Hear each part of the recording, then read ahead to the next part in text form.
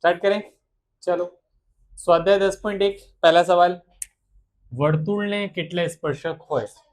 क्यों असंख्य बेटे? हमने तो कहीं पे भी असंख्य नहीं बताया था। एक गलत। देखो क्यों, दो भी नहीं आएगा, गलत। असंख्य, क्यों असंख्य समझाता हूं। वर्तुल किससे बना हुआ है? असंख्य बिंदुओं से बना हुआ है, तो उसके ऊपर अपने कितने स्पर्शक बना सकते हैं? असंख्य। अगर सवाल यूं आता है कि वर्तुल ना कोई बिंदु एक કેટલા स्पर्शक દોરી सके, क्या बात करें? बिंदु की बात, तो बिंदु के वहां पे कितना आएगा? एक आएगा। लेकिन सिर्फ वर्तुल की बात करें, किसकी बात करें? तो वर्तुल तो भाई असंख्य बिंदुओं से बना हुआ है, तो कितने स्पर्शक? असंख्य। मतलब पहले का जवाब क्या होगा? खाली असंख्य लिखेंगे, अपने को एक मार्क्स मिल जाएगा। पूछा हुआ ऐसा नहीं है। अगर ये विधान को बदल के वर्तुल ना कोई बिंदु ए कर देता, क्या ऐड कर देता?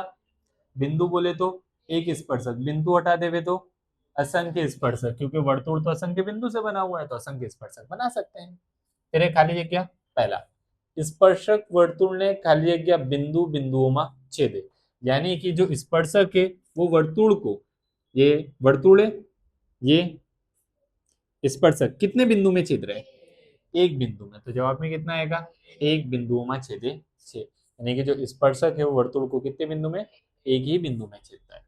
वर्तुल ने बे बिंदु में छेदती रेखा ने खाली जगह कहे छे, बताया था। वर्तुल ये दो बिंदु और यहां से गई अगर रेखा, तो इसको क्या बोल दिया अपने ने? तो वर्तुल ने बे बिंदु में छेदती रेखा ने छेदिका कहे छे। वर्तुल ने વધુમાં વધુ समांतर, समांतर समांतर में बोला था, समांतर का जवाब कितना होगा? बे समांतर स्पर्शक हुए, फिर कोई रेखा को भी दो समांतर और कोई छेदी को भी कितने समांतर? बे समांतर स्पर्शक ही अपने क्या कर सकते हैं? जोड़ सकते हैं। छेल्ला वर्तुल અને स्पर्शकना सामान्य बिंदुने खाली जगह કહે છે। बताया था मैंने कि जहां पे वर्तुल और स्पर्शक एक दूसरे को टच करते हैं, उस बिंदु का नाम क्या था? स्पर्श बिंदु। क्या बोलते हैं? स्पर्श बिंदु कहते हैं। क्या समझ आ गया? आ गया सर, बंद कर। इधर ध्यान बेटा, 10.1 के अंदर तीन, एक मार्क्स के अंदर सवाल पूछा है उसकी संभावना कम है, 3 मार्क्स में पूछा है उसकी संभावना थोड़ी ज्यादा है। ठीक है, इसीलिए मैंने ऑप्शंस नहीं लिखेंगे। 5 सेमी त्रिज्या वाला वर्तुळના કોઈ બિંદુ P આગળ દોરેલ એક સ્પર્શક PQ કેન્દ્ર O માંથી પસાર થતી રેખાને Q બિંદુએ છેદે છે और OQ बराबर 12 सेमी હોય तो PQ ની લંબાઈ શોધો। आकृति बनानी पड़ेगी। क्या बनानी पड़ेगी? सबसे पहले बात करें 5 सेमी त्रिज्या वाला वर्तुल, तो एक वर्तुल बनाता हूं जिसकी त्रिज्या कितनी होगी? 5 सेमी। ठीक है, त्रिज्या कितनी होगी? 5 सेमी। तो यहाँ पे लिख देता हूँ 5 सेमी, खाली 5 लिखता हूँ, सेंटीमीटर की जरूरत मुझे अभी नहीं है। 5 सेमी त्रिज्या वाला वर्तुल ना कोई बिंदु पी आकर, ये जो बिंदु है किसका है? वर्तुल का है। तो वर्तुल के ऊपर कोई बिंदु आया हुआ है जिसको नाम क्या दूंगा? पी। जो नाम दे रहा हूं वो नाम सबसे जरूरी है। वर्तुल के ऊपर क्या नाम देना है? पी। वर्तुल ना कोई बिंदु पी आगड़ दूरेल एक स्पर्शक पी क्यू, मतलब यहां से एक स्पर्शक निकल रहा है, उसको नाम क्या देना है? P Q. तो ये पी और एक क्यू। केंद्र ओ माथी, केंद्र को नाम क्या देना है? ओ। तो केंद्र को नाम क्या दिया? ओ। ओ माथी पसार थती रेखा ने क्यू, ओ माथी पसार थती रेखा क्यू। टेंशन की जरूरत नहीं, हर बार ऐसी ही आकृति बनेगी। जितने दाखले करेंगे सब में ऐसी बनेगी, जो भी ऐसे दाखले होंगे वो, और कोई आकृति के प्रकार नहीं है। हर बार ध्यान रखना है, ऐसे बना देना है और नाम ध्यान में रखना है, नाम किसको देना है। जैसे कि वर्तुल के ऊपर नाम क्या देना था?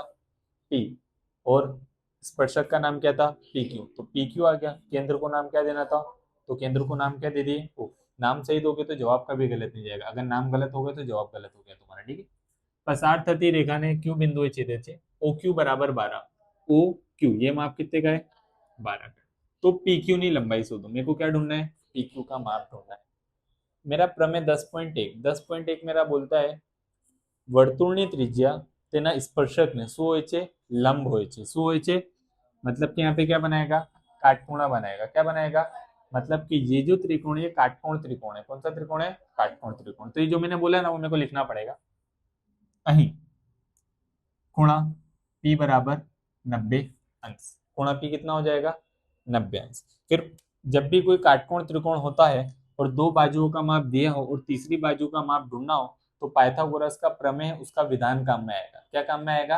पाइथागोरस का जो प्रमेय है ना उसका विधान, पाइथागोरस का जो प्रमेय है उसका इस्तेमाल करना पड़ेगा। तो पहले यहाँ पे लिख देता हूं मैं पाइथागोरस प्रमेय, हाँ पाइथागोरस नाम है उनका, पाइथागोरस प्रमेय मुजब पाइथागोरस क्या बोल के गए थे कि कर्णनो वर्ग बराबर बाकीनी बे बाजूना वर्गोनो सरवाળો, क्या बोल के गए थे, रिपीट करो, कर्णनो वर्ग बराबर बाकीनी बे बाजुओना वर्गोनो सरवाળો, क्या बोल के गए थे, कर्णनो वर्ग बराबर बाकीनी बे बाजुओना वर्गोनो सरवाળો। सर ये कर्ण कौन, बेटे जो काटखूणा होता है उसके सामने वाले को अपने क्या बोलते हैं, कर्ण बोलते हैं। कर्णनो वर्ग बराबर बाकीनी बे बाजू, बाकी की कौन बाजू, ओपी और पीक्यू, બંનેનો વર્ગ અને એનો સરવાળો। कर्ण क्या है अपना, OQ, यानी कि होगा OQ नो वर्ग बराबर, विधान क्या था, कर्ण नो वर्ग, तो कर्ण को वर्ग दिया कि नहीं दिया, दिया, कर्ण नो वर्ग बराबर बाकीनी बे बाजू, बाकीनी बे बाजू कई, OP અને PQ, OP प्लस PQ, बाकीनी बे बाजूना वर्गोनो सरवाળો, इन दोनों का वर्ग और उनका सरवाड़ा, तो बीच में सरवाड़ा आया कि नहीं आया, आ गया, देखिए ओपी का वर्ग और पीक्यू का वर्ग, ठीक है। ओक्यू है अपने पास, हाँ सर है, ओक्यू कितना है 12, यानी कि 12 का वर्ग। ओपी है सर, है ओपी कितना है 5, यानी 5 का वर्ग। पीक्यू है सर, नहीं, पीक्यू क्या करना है, ढूंढना है, तो पीक्यू वर्ग का, पीक्यू वर्ग 12 का वर्ग 144, 5 का वर्ग 25 प्लस 25 इधर घसीटे दो बराबर में पीक्यू वर्ग, 144 में से 25 गए, कंफर्म, 119 बराबर क्या आएगा, पीक्यू वर्ग, ये तो वर्ग है, मुझे तो खाली क्या चाहिए, पीक्यू वर्ग, सामने दिया तो बराबर में क्या आएगा, पीक्यू। एंड में फाइनल जवाब, आम पीक्यू नी लंबाई वर्गमूल में 119 सेंटीमीटर મળશે, क्योंकि सारे माप किस में थे, सेंटीमीटर में, तो उत्तर काय में होगा, सेंटीमीटर में। दाखला कैसा था, सिंपल, साधु અને सरल। चलो चला क्वेश्चन 10.1 का दाखला नंबर 4, एक बार सवाल पढ़ देता हूं क्या है, जवाब तो लिख दिया है मैंने, देखते हैं।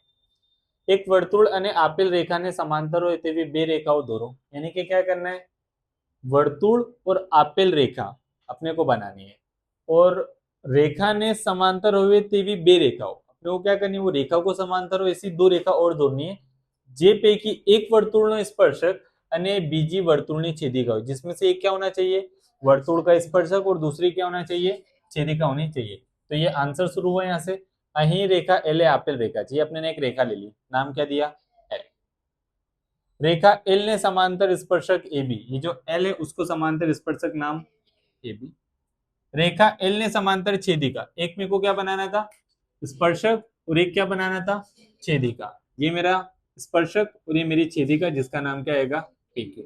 फिर लास्ट में बस ये जो इतने में लिखा है ना उसको इतने में लिख के बताया है, क्या, रेखा एल है, स्पर्शक ए बी है, छेदिका पीक्यू, एक बीजा ने समांतर છે, खत्म।